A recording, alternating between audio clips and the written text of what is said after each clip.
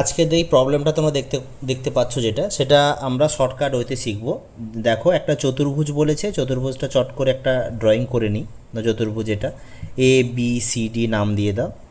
আর এই অ্যাঙ্গেল বলে দেওয়া আছে, সি অ্যাঙ্গেল আছে 66 ডিগ্রি, আর আছে এটা ডি অ্যাঙ্গেল 34 ডিগ্রি। তাহলে এদের অ্যাঙ্গেল অফ বাইসেক্টর, তার মানে এটাকে সমদ্বিখণ্ডক করছে। এই কোণের সমদ্বিখণ্ডক করলে এখানে যাচ্ছে, আর এই কোণের সমদ্বিখণ্ডক করলে এখানে যাচ্ছে। তারা যেখানে মিট করছে ও, তাহলে এই অ্যাঙ্গেলটা ফাইন্ড আউট করতে বলেছে। কিন্তু খুব সহজে তোমরা বের করতে পারবে, যে টেকনিকটা দেখাচ্ছি এটা নোট করে রাখো।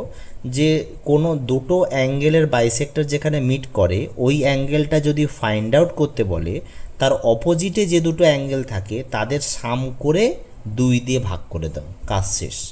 দেখো তাহলে এখানে 66 ডিগ্রি প্লাস 34 ডিগ্রি বাই 2, তার মানে কত হচ্ছে 100/2, তার মানে 50 ডিগ্রি হবে আমাদের অপশান।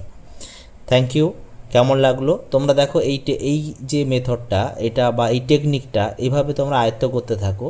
পরীক্ষাতে এই ধরনের অঙ্ক যদি আসে, সহজেই করতে পারবে 1-2 সেকেন্ডের মধ্যে। Thank you very much.